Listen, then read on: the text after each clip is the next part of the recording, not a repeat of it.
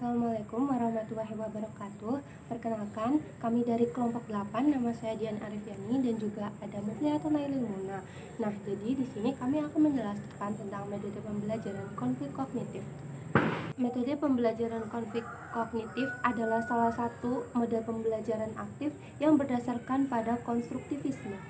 Metode ini berkembang berdasarkan asumsi yang menyatakan bahwa adanya perbedaan pengetahuan siswa yang dia peroleh dari lingkungan, interaksi sosial, atau bahkan dari internet dengan pengetahuan baru yang dia dapatkan saat proses pembelajaran di kelas.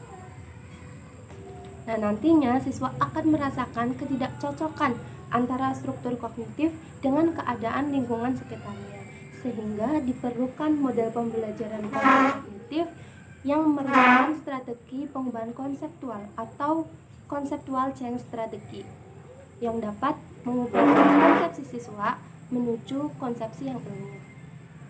Nah, untuk lebih jelasnya tentang langkah-langkah model pembelajaran konflik kognitif ini seperti apa, silahkan teman-teman melanjutkan videonya. Assalamualaikum warahmatullahi wabarakatuh. Waalaikumsalam warahmatullahi wabarakatuh.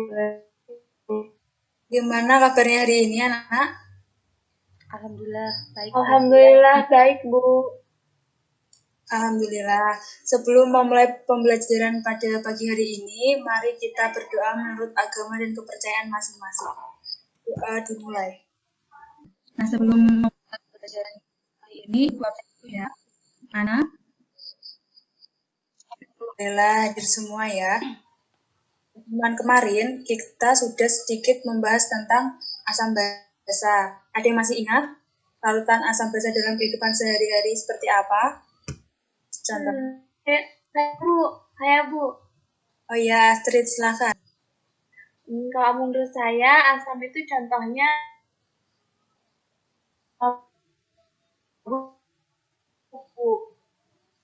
Oh ya, betul ya anak-anak. Nah, itu merupakan salah satu contoh asam basa dalam kehidupan sehari-hari. Nah, pada pembelajaran hari ini nanti kita akan mempelajari lebih lanjut mengenai asam basa. Nah, untuk mengukur pemahaman kalian nanti, Ibu akan memberikan sedikit soal. Nanti Ibu akan membagi kalian menjadi beberapa kelompok. Setiap kelompok terdiri dari anak. Kemudian nanti Ibu akan membagikan lembar kerja yang akan kalian diskusikan bersama kelompok kalian. Kemudian Ibu berikan waktu beberapa menit untuk mengerjakan. Setelah itu, kalian mengumpulkan satu kelompok, satu lembar jawaban pada Ibu. Kemudian kita presentasi dan kita diskusikan bersama-sama. Paham anak-anak? paham. Nah, untuk pembagian kelompoknya udah Ibu share ya di grup dan bisa dibuka, kalian dikerjakan. Ibu berikan waktu 10 menit. Apabila nanti ada yang ingin ditanyakan, silakan ditanyakan. Sudah selesai anak-anak? Sudah, Bu. Udah, Bu. Ada yang mau mempresentasikan di depan? Saya, Bu, dari kelompok 2 mau coba presentasi. Silakan dia. Kami dari kelompok 2, di sini kami akan menjelaskan hasil dari diskusi kelompok kami. Untuk yang pertama, tentang klasifikasikan senyawa yang termasuk asam atau basa. Yang pertama, HCl itu termasuk asam, NH3 itu asam, BaOH 2 kali itu basa, BF3 itu netral, dan yang terakhir H2SO4 itu asam. Untuk yang nomor 2, menghitung pH. pH dari HCl yang konsentrasinya 10 pangkat min 3 molar itu didapatkan konsentrasi H+-nya itu 10 pangkat min 3 molar. Sehingga pH-nya itu didapatkan 3. Yang kedua, HCl dengan konsentrasi 10 pangkat min 8 molar didapatkan pH-nya itu 8. Yang ketiga, MgOH 2 kali dengan konsentrasi 0,002 molar itu didapatkan pOH-nya itu 3 min log 4 dan pH-nya itu 11,6. Sekian dari kelompok 2. Assalamualaikum warahmatullahi wabarakatuh. Ya, terima kasih ya, Dian. Dari kelompok 2 berikan. Tadi kan teman kalian sudah mempresentasikan nih di depan dari soal yang pertama dulu. Mungkin ada jawaban yang lain atau kalian sama? Kalau kelompok saya sama Bu. Oh, kelompoknya Astrid sama ya. Kalau kelompok kami NH3 itu basa, yang BF3 itu asam, Bu. Terima kasih ya, Ana. Jadi jawaban yang berbeda ya, anak-anak. Mungkin ada yang memberikan pendapat. Saya, Bu. Senyawa yang mengandung H itu adalah dikatakan asam, sedangkan yang mengandung OH seperti VaOH 2 kali itu dikatakan sebagai basa, sedangkan yang netral itu tidak mengandung H dan juga OH. Jadi NH3 itu menurut kelompok 2 itu adalah asam, dan BF3 yang tidak ada H dan OH itu adalah netral. Ada lain? Saya, Iya, silakan. kalau menurut saya, alasan saya sama seperti kelompoknya Mbak Dian, Bu. Karena seperti Arrhenius itu menyebutkan bahwa pada asam itu akan mengandung ion H+, sedangkan pada basa akan mengandung ion OH-. Oh iya. Kalau Mbak Ana? Menurut saya, berdasarkan reaksinya ketika dilarutkan dalam air, bersifat asam karena dapat memberikan proton ke NH3, jadi NH3 menerima proton dari air, sehingga bersifat basa. Hal ini sesuai dengan teori Bronsted-Lowry yang tiga mengikuti teori Lewis. Setelah terima pasangan elektron, jadi BF3 jika direaksikan contohnya dengan NH3, dia akan menangkap pasangan elektron yang berasal dari NH3 BF, yaitu asam. Oh iya, terima kasih ya Mbak Ana, Astrid dan Mbak Dian atas pendapatnya. Iya, jadi kemarin kita sudah belajar ya tentang teori asam basi. Teori tersebut jadi dalam menentukan suatu senyawa itu, termasuk asam, basa, atau netral, kita harus melihat ketiga teori tersebut. Pada teori Arrhenius, asam menghasilkan ion H+ dalam air, sedangkan pada basa menghasilkan ion OH- dalam air. NH3 yang dilarutkan dalam air, 2 O-nya itu sebagai itu ya, bisa dilihat reaksinya, berarti 2 O-nya itu sebagai yang memberikan proton kepada NH3, sehingga itu bersifat menerima proton dari H2O atau air. Sedangkan pada BF3, walaupun tidak terdapat plus atau OH-, tetapi tidak bisa langsung dikatakan bahwa Contohnya pada NH3.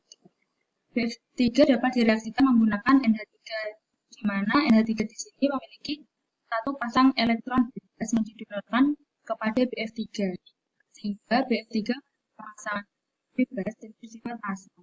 Ini sesuai dengan teori Lewis. Jadi pahami anak-anak? Bisa. ada yang ditanya. Jadi menentukannya harus berdasarkan 3 teori itu ya Bu, nggak boleh dilihat dari satu teori aja, misal Arrhenius.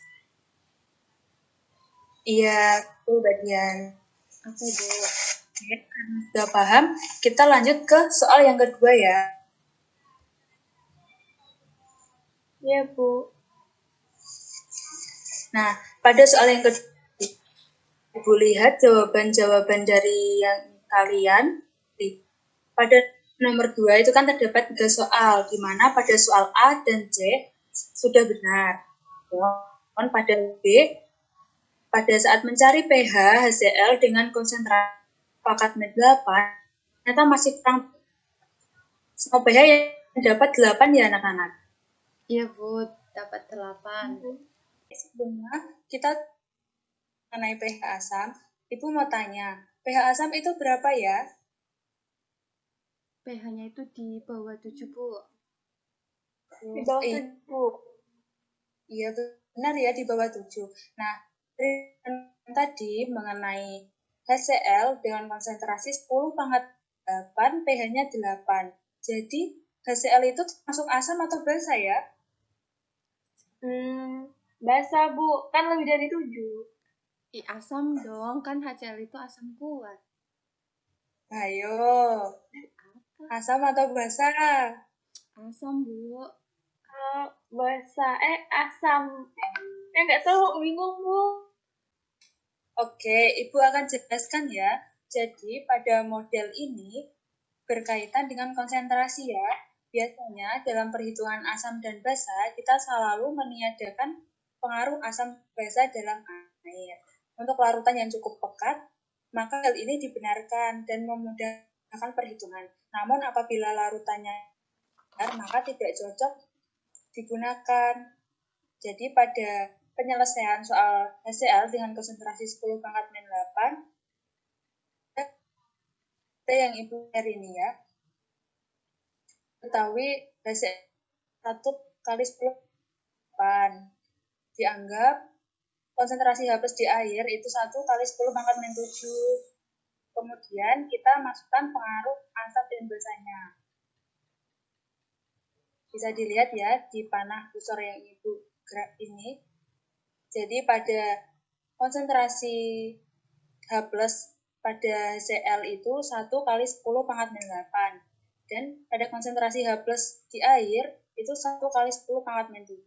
Jadi diperoleh konsentrasi H plusnya itu 1,1 kali 10 pangkat min 7. Kemudian kita baru cari pH-nya menggunakan rumus men log konsentrasi H plus sehingga diperoleh pH-nya 6,6. Seperti itu.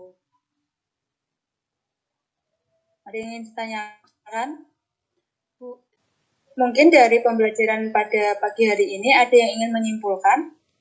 kesimpulannya menurut saya itu tadi kan dijelaskan ada 3 teori tentang asam basa, ada Arrhenius, ada Bronsted-Lowry, dan juga ada Lewis. Nah, cara penentuannya itu tidak harus melihat dari satu teori saja. Misalkan tadi Arrhenius, kalau Arrhenius itu kan terbatas dari pelarutnya itu harus air. Nah, kalau yang Bronsted, Lowry sama yang Lewis itu bisa menggunakan pelarut selain air. Kemudian dalam penentuan pH suatu larutan yang diencerkan itu tidak seperti biasanya.